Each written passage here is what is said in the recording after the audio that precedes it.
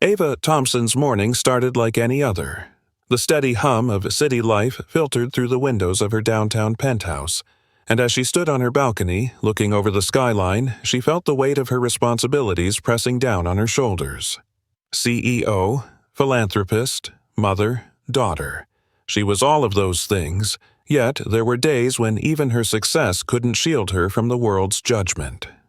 Today, though, she allowed herself a few moments of peace. The sunlight bathed the city in a golden glow, and for a brief moment, she was just Ava, the little girl her mother had raised to stand tall and fight for what was right.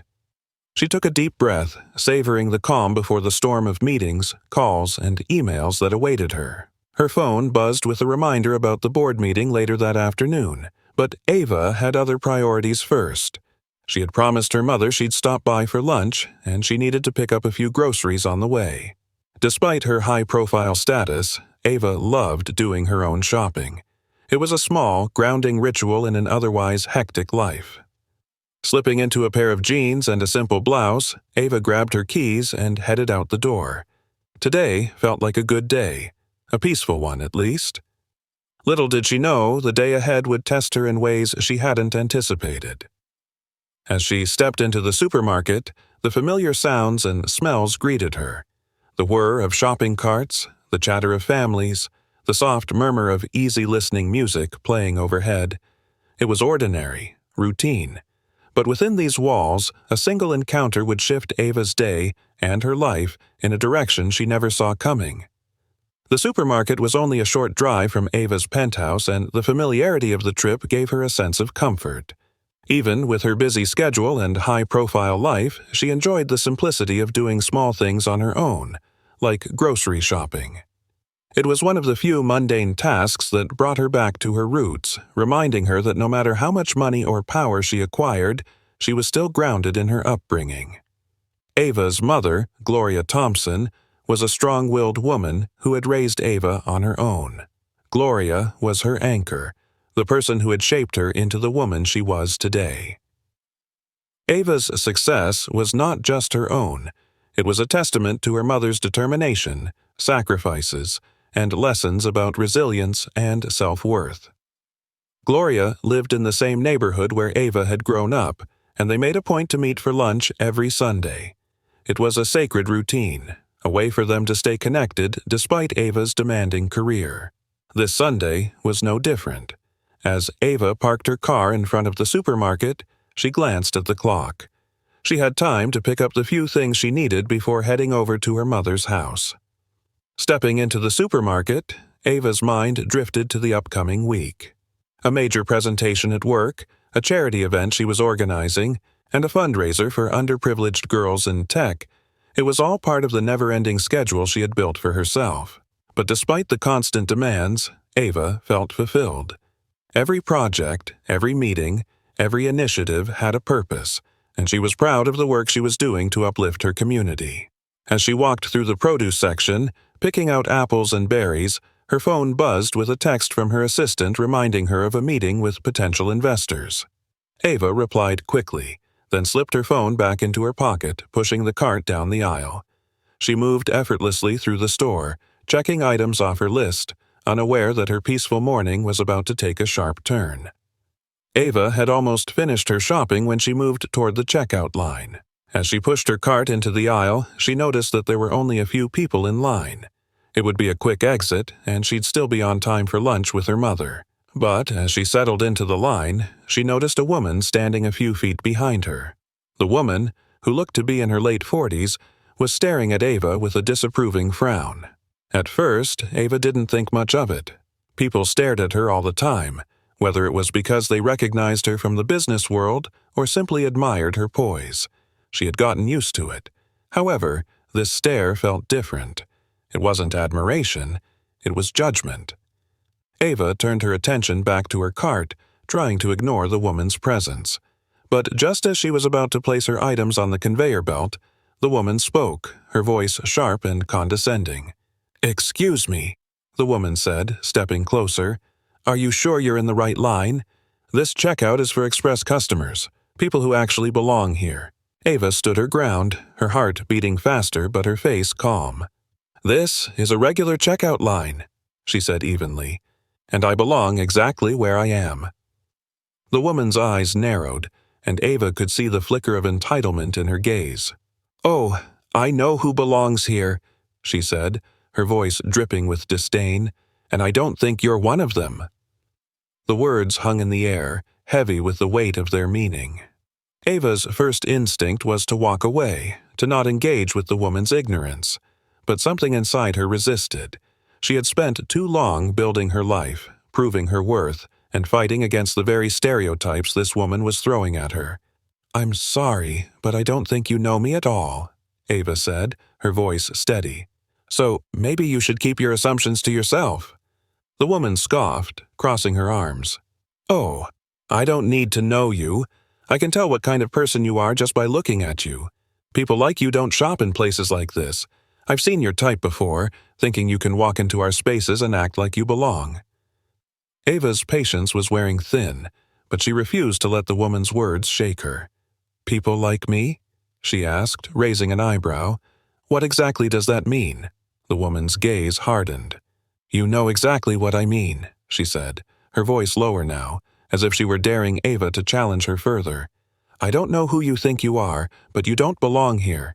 You never will." Ava was no stranger to microaggressions and subtle racism, but this was different. This woman wasn't being subtle. She was attacking Ava's right to exist in a space simply because of the color of her skin. It was a blatant display of the entitlement and ignorance that still ran deep in certain corners of society. The woman's voice grew louder as she spoke, and Ava could feel the attention of nearby shoppers turning toward them. She could sense the curiosity, the confusion, and the tension building in the air. A few people slowed their carts, watching the scene unfold with cautious interest. "You know what your problem is?" the woman continued, her words spilling out like venom. "You think just because you've got a little money or fancy clothes, you can walk in here and act like you're better than everyone, but we all know who you really are." Ava's heart pounded in her chest, but she kept her expression calm, refusing to show the hurt and anger bubbling beneath the surface. She had been taught her whole life not to let people like this woman get under her skin. But today, she wasn't sure if she could follow that advice. Just as Ava was about to respond, the woman took another step closer, her voice rising. "Why don't you go back to where you came from? You don't belong here. People like you never do." The words hit Ava like a punch to the gut. Go back to where you came from. How many times had she heard that phrase, spoken by people who couldn't stand to see someone like her succeed, thrive, or simply exist in spaces they felt were reserved for them? But Ava wasn't going to let this woman's ignorance dictate her response. She stood tall, her back straight, and her voice calm as she replied, "I belong wherever I choose to be," she said, her tone firm. "And that includes this store, this line, and anywhere else I decide to go." The woman's face twisted in frustration, and for a moment Ava thought she might lash out physically. But before anything else could happen, a voice from behind them cut through the tension. "Is everything all right here?" a store employee asked, stepping forward. His name tag read Derek, and he looked between Ava and the woman, clearly sensing the tension in the air. The woman huffed, folding her arms across her chest. "I was just trying to explain to this woman that she's in the wrong place." Derek glanced at Ava, his eyes apologetic as he realized what was happening. He had seen this kind of thing before, an entitled customer thinking they had the right to police who belonged in the store and who didn't. But it was clear to him that Ava hadn't done anything wrong. She was simply standing in line, minding her own business. "Ma'am, this is a regular checkout line," Derek said, his voice calm but firm. "Everyone is welcome to shop here." The woman's face flushed with anger, but she wasn't backing down. "I don't need you to tell me who's welcome here," she snapped. "I've been shopping here for years, and I know who belongs and who doesn't."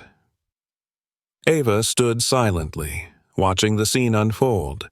She didn't want to escalate the situation, but she wasn't going to be humiliated any further.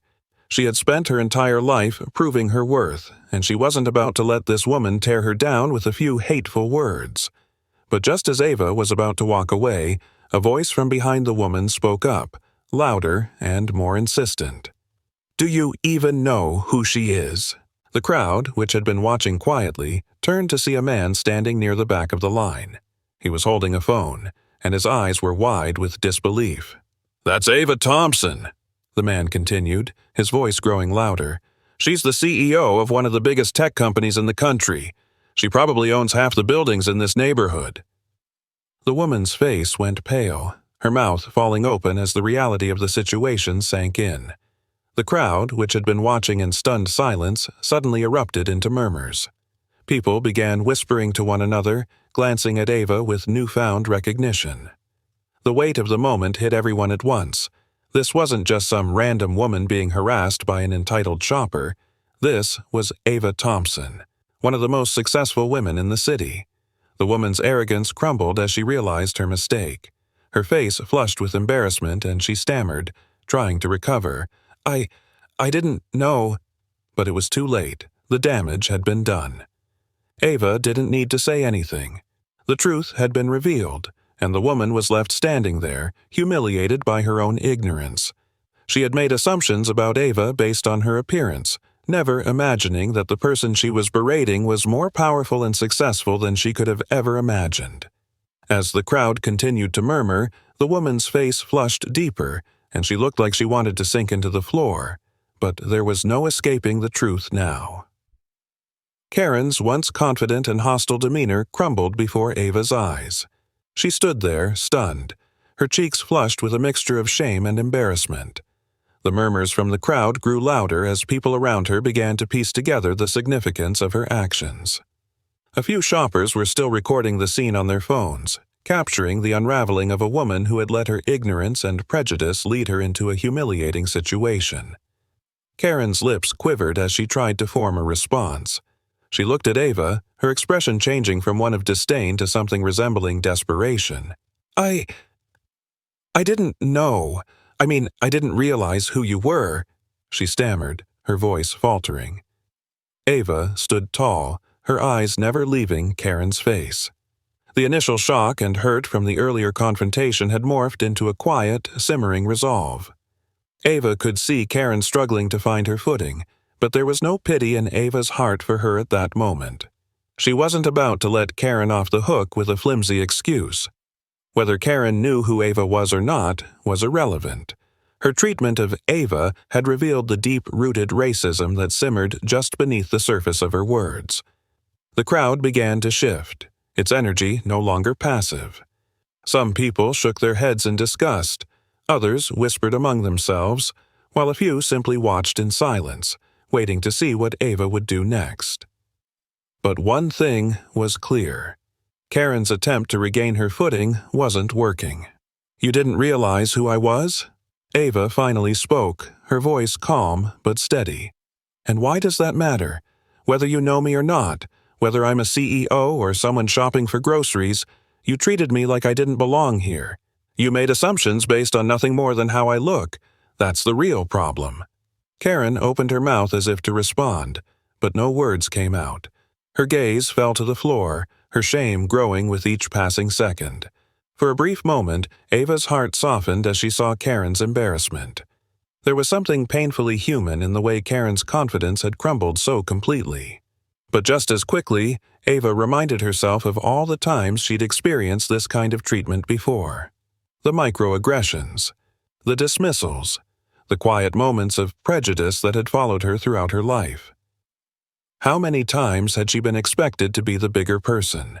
How many times had she been told to let it go, to rise above, to not make a scene? This moment was different.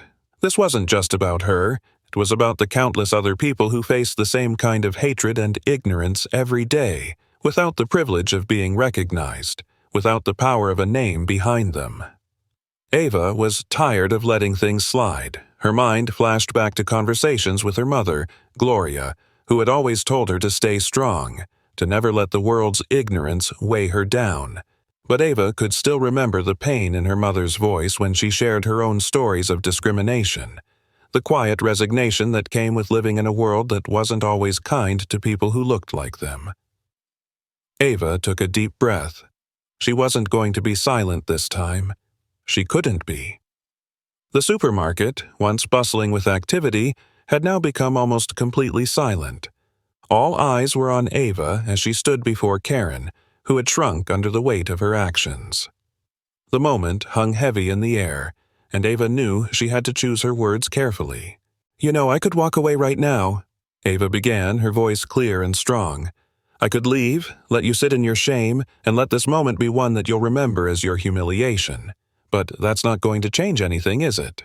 Karen looked up, her eyes wide and uncertain. "The truth is, people like you, and yes, I said people like you, use your privilege and your assumptions to try to push others down. You think you can decide who belongs where, who is worthy and who isn't. But what you didn't realize is that your words don't define me. They never did, and they never will." The crowd was captivated, their attention glued to every word Ava said. "But this moment isn't just about me," Ava continued. "It's about every person who's ever been made to feel like they don't belong because of the color of their skin. It's about the systems and the attitudes that make people like you feel like you have the right to say who belongs where." Karen's lips quivered, and tears began to well in her eyes. I didn't mean it. I didn't mean it like that," she whispered, but the words felt hollow even as she spoke them. "You didn't mean it?" Ava repeated. "You didn't mean to say out loud what you've probably thought 100 times before? You didn't mean to insult me because you thought you had the right to judge who I am, without even knowing me?" Karen's tears were flowing freely now, but Ava remained firm. "The truth is, you did mean it. And that's the problem. You felt entitled to humiliate me because you thought I was beneath you, and now that you know who I am, you're embarrassed. But let me ask you this. Would you have apologized if I wasn't Ava Thompson, CEO?" Karen couldn't answer. She stood there, the weight of Ava's words pressing down on her like a heavy fog. Ava's voice softened slightly, but the power in her words remained.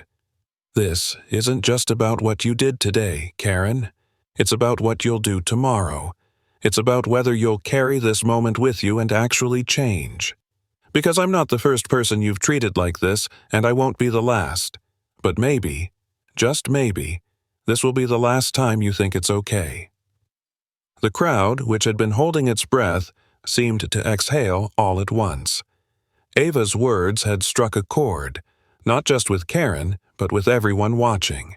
They had witnessed more than just a confrontation. They had seen a lesson in humility, in truth, and in power. Karen's entire body sagged as the weight of Ava's words bore down on her. She had no defense, no excuse, and now, under the scrutiny of everyone around her, she was faced with the cold reality of her actions. Her face was flushed, and the tears she had once tried to hide now flowed freely. She couldn't bring herself to look at Ava. "I'm sorry," Karen whispered, her voice barely audible. I didn't think. I didn't mean." But Ava wasn't interested in hollow apologies. She had heard them before, and she knew that without true reflection and change, they meant nothing. "Words are easy, Karen. It's what you do next that matters." Karen nodded, her tears blurring her vision as she stumbled over her words. I'll do better. I'll try." Ava didn't offer Karen comfort. She didn't reach out to reassure her. This wasn't about making Karen feel better about her guilt. This was about accountability. As Ava turned to leave, the tension in the supermarket seemed to dissipate. The crowd began to slowly return to their shopping, though the energy in the room remained charged. People whispered among themselves, clearly impacted by what they had just witnessed. A few customers approached Ava, offering words of support. One older woman placed a gentle hand on Ava's shoulder. "Thank you for standing up to her," the woman said softly. "It needed to be said." Ava nodded, but she didn't linger in the moment. She was tired, emotionally drained from the confrontation. All she had wanted was to pick up a few groceries, and now she was leaving the store feeling heavier than when she had entered. As she walked to her car, she checked her phone. She had missed a call from her mother. With everything that had happened, she had almost forgotten about lunch. Later that afternoon, as Ava sat in her mother's kitchen sipping tea and recounting the day's events, Gloria shook her head knowingly. "It's always there, isn't it?" she said, her voice filled with both weariness and wisdom. "That ignorance, that hate." Ava nodded, stirring her tea.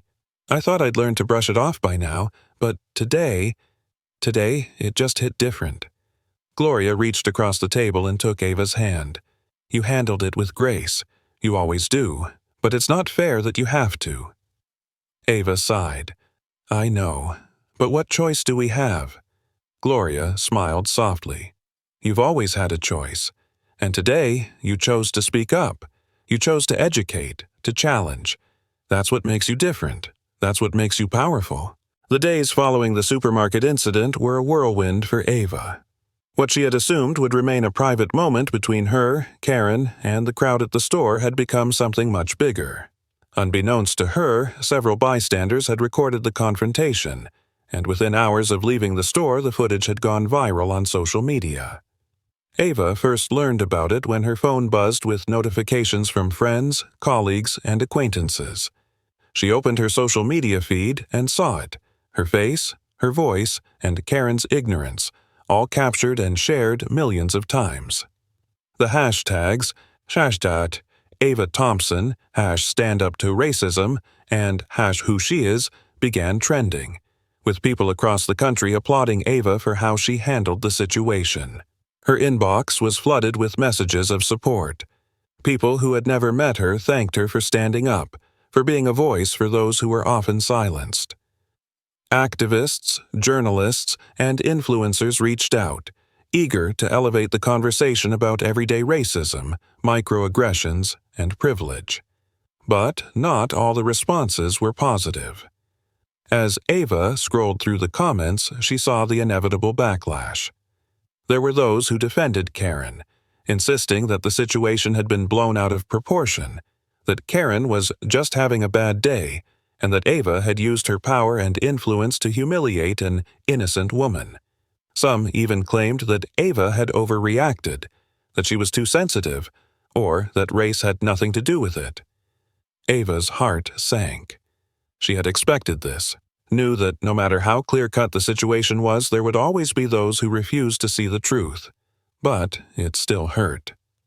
As she sat at her kitchen table, staring at her phone, a call came in from Nia, her best friend. Nia had been with Ava through every stage of her life, from childhood through college and into their respective careers.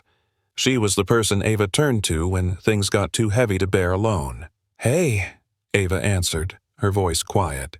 "Hey, girl," Nia replied, her tone warm but concerned. "I saw the video. Are you okay?" Ava sighed. "I don't know. I mean, I'm fine, I guess. But this whole thing has taken on a life of its own. I didn't expect it to go viral." Nia paused for a moment. "I know it's a lot, but Ava, you handled that situation with so much grace. People need to see this. They need to understand that this kind of thing happens all the time, and most of the time, people just brush it off." "I just didn't want it to turn into a spectacle," Ava said, rubbing her forehead. "Now it feels like I'm being turned into a symbol, but I don't know if I want to be that." Nia's voice softened. "I get it, but think about how many people you've inspired. People are talking about it, and maybe that means things will start to change. You've always said you wanted to make a difference. Well, maybe this is part of that." Ava knew Nia was right, but she still felt conflicted. She had spent her entire life working hard to achieve success, to prove her worth in a world that constantly underestimated her. She wasn't sure she wanted to be the face of a movement, especially when it felt so personal. "I don't know, Nia. I'm just tired," Ava admitted. Nia chuckled softly. "Girl, you've been fighting the good fight for years. You're allowed to be tired. But don't forget that you're strong enough to handle this, and you don't have to do it alone." Ava smiled, feeling a little lighter. "Thanks, Nia. I needed that." A few days after the incident, Ava received an unexpected email.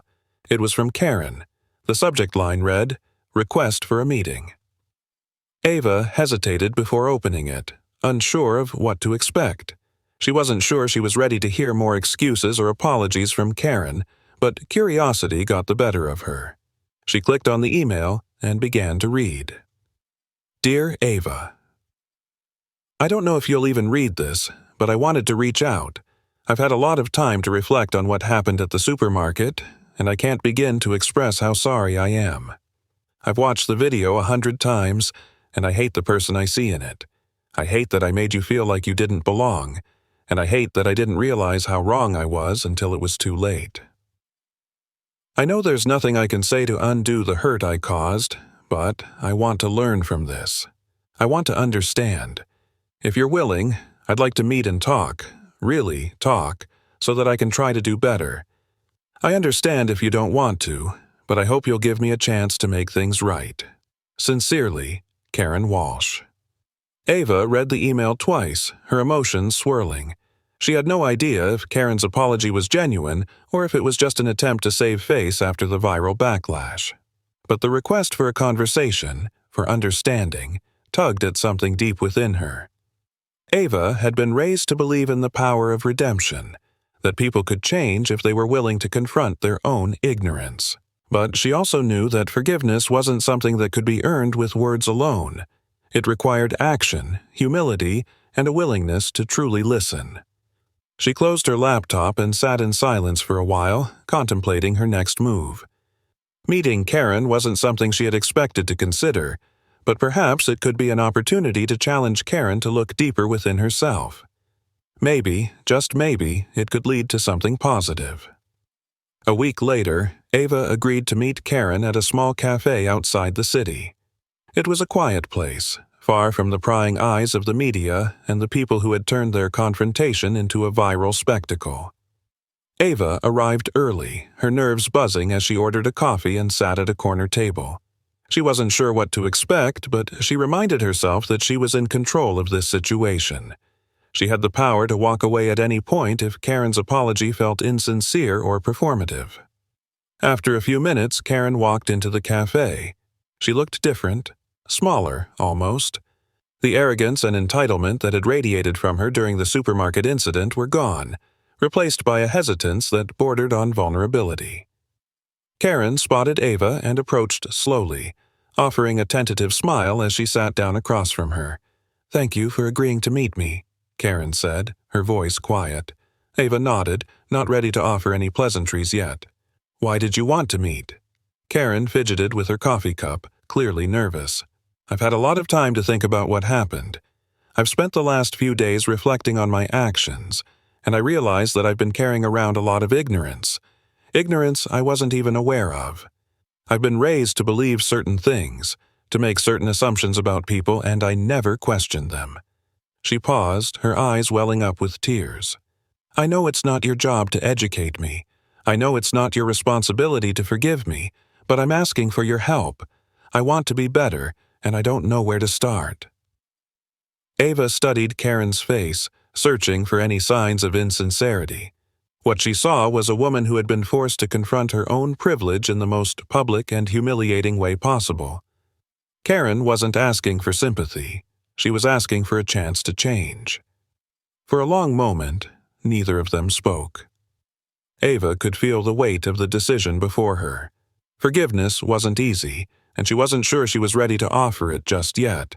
But perhaps this meeting could be the beginning of something different, a chance to shift the narrative, not just for Karen, but for others like her who needed to confront their own biases. "I'll be honest with you, Karen," Ava finally said. "I'm not sure if I'm ready to forgive you, but if you're serious about learning, if you're serious about changing, I'll have this conversation with you, because this isn't just about you and me, it's about a much bigger issue." Karen nodded, her eyes filled with gratitude. "I understand. I'm ready to listen." The meeting with Karen, though emotionally charged, was just the beginning. Ava left the cafe feeling conflicted but hopeful. Karen had a long way to go, but the fact that she had reached out and expressed a willingness to change was a small step in the right direction. Over the next few months, Ava used her platform to address not only the supermarket incident, but also the broader issues of racism, privilege, and bias that affected so many people in everyday life. She gave speeches at conferences, participated in panel discussions, and worked with civil rights organizations to create resources that could help educate those who, like Karen, needed to confront their own ignorance. Ava's story continued to inspire others, and her work in the community deepened. She started a foundation focused on racial equity and education, using the funds and influence she had built throughout her career to create tangible change. The viral moment at the supermarket had been just that, a moment, but it had sparked something much larger. Karen, for her part, stayed in touch with Ava. She attended workshops, sought out resources, and began the long, difficult journey of unlearning the biases she had carried for so long. Their relationship, while never fully becoming a friendship, became a symbol of what could happen when people were willing to confront their own privilege and work toward understanding. In the end, Ava knew that the road to justice was long and winding. The supermarket incident was just one chapter in a much larger story, one that was still being written every day by people like her, people who refused to let the world define them by their skin color, who fought back against ignorance and hate with strength, grace, and determination. Ava's legacy wasn't just about the empire she had built in the business world, it was about the lives she had touched, the conversations she had sparked, and the change she had helped create. As she stood on stage at a conference years later, speaking to a crowd about the power of resilience and the importance of fighting for justice, Ava smiled. She had turned pain into power, and in doing so, she had inspired others to do the same. Ava's journey is a reminder that we all have the power to make a difference. Whether it's standing up to injustice, educating ourselves, or challenging the biases we carry, every action matters. If you found Ava's story as powerful as we did, make sure to like, share, and subscribe for more stories of resilience, courage, and the fight for equality. Thank you for watching, and until next time, let's continue the conversation and the fight for a better world.